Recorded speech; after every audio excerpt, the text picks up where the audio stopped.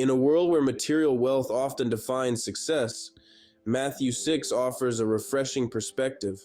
This chapter from the Bible urges us to prioritize heavenly treasures over earthly wealth. Jesus teaches us to focus on what truly matters: love, faith, and devotion to God. Living in an age dominated by materialism, it's easy to get lost in the pursuit of more. But Matthew 6 calls us to a different path, one that leads to eternal rewards and inner peace. In the following sections, we will explore 3 key principles from Matthew 6. These principles teach us how to store up treasures in heaven. By embracing generosity, prayer, and fasting, we can experience a deeper connection with God. We'll see how living a life centered on God's love can bring us eternal joy and peace. Matthew 6, verses 1-4, teaches us the power of generosity. Jesus says, "When you give to the needy, do not announce it with trumpets. Instead, give in secret, and your Father who sees what is done in secret will reward you." In today's world, acts of giving can often be motivated by a desire for recognition. Social media is filled with posts showcasing charitable acts. But Jesus calls us to a higher standard. He invites us to give without seeking praise. This kind of giving reflects God's selfless love. It's about helping others because we care, not because we want to be admired. Generosity in secret aligns our hearts with God's. By embracing this principle, we store up treasures in heaven that can never be taken away. The beauty of giving in secret is the eternal reward it brings. When we give without seeking recognition, we are laying up treasures in heaven. These treasures are not like the fleeting riches of this world. They are lasting and eternal. Jesus assures us that our Father in heaven sees what is done in secret. He promises that we will be rewarded.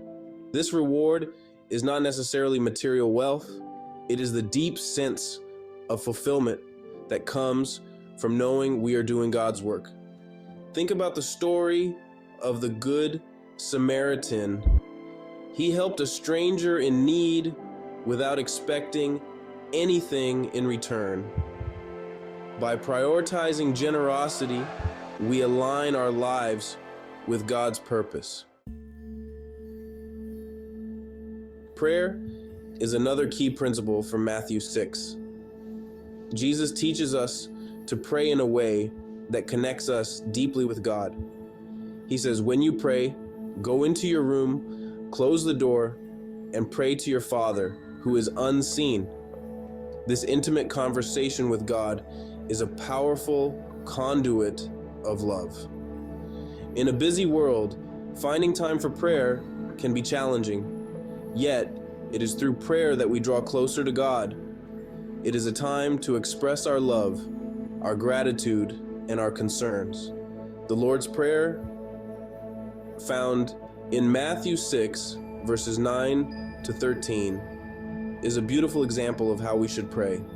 It begins with adoration. Our Father in heaven, hallowed be your name. Through prayer, we build a relationship with God. This trust brings peace and assurance, knowing that we are never alone. The Lord's Prayer is a powerful model for our own prayers. It covers every aspect of our relationship with God and our needs. Each line of this prayer is rich with meaning and significance. Our Father in heaven, hallowed be your name. This opening line reminds us of God's holiness. It sets the tone for our prayers, centering them on reverence and adoration. Your kingdom come, your will be done on earth as it is in heaven. Here, we submit to God's will. We seek his kingdom and his purpose above our own desires. Give us today our daily bread. This is a humble request for our daily needs. Forgive us our debts, as we also have forgiven our debtors. Forgiveness is a crucial aspect of prayer. In Matthew chapter 6, verses 14 to 15, Jesus says, "For if you forgive other people when they sin against you, your heavenly Father will also forgive you." Forgiveness is not just a command, it is a pathway to freedom and peace. Holding on to unforgiveness can be a heavy burden. It can weigh us down and rob us of joy. But when we choose to forgive, we release that weight. We open our hearts to healing and reconciliation. Forgiveness allows us to move forward without the chains of past hurts. Consider the story of Joseph in the Bible. His brothers sold him into slavery, but Joseph chose to forgive them. In our own lives, choosing to forgive can transform relationships. Fasting is another important principle from Matthew chapter 6. Jesus teaches us to fast in a way that honors God. He says, "When you fast, do not look somber as the hypocrites do. Instead, fast with a joyful heart, trusting in God's provision." Fasting is a spiritual discipline that helps us focus on God. It involves giving up something, usually food, for a period of time. This act of self-denial helps us to rely more on God. It reminds us of our dependence on Him for everything. In today's fast-paced world, fasting can be a powerful tool for spiritual growth. It helps us to disconnect from distractions and to tune in to God's voice. Consider the example of Daniel in the Bible. Trusting in God leads to a non-anxious life. Jesus teaches us not to worry about our needs. He says, "Do not worry about your life, what you will eat or drink, or about your body, what you will wear. Instead, seek first God's kingdom, and all these things will be given to you." Anxiety is a common struggle in today's world. We worry about our future, our finances, our health. But Jesus invites us to trust in God's care. He reminds us that God knows our needs and is faithful to provide. Consider the lilies of the field, Jesus says. They do not labor or spin, yet God clothes them with beauty.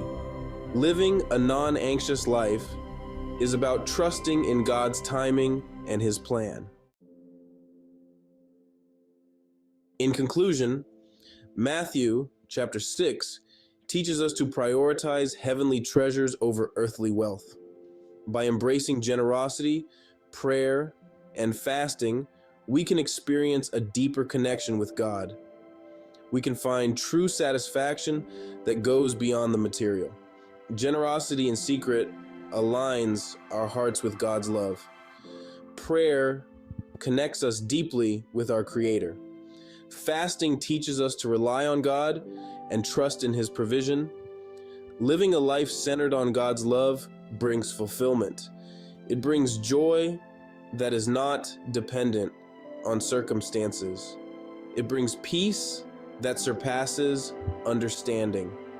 Let us live in a way that reflects God's love and brings glory to the name Jesus Christ.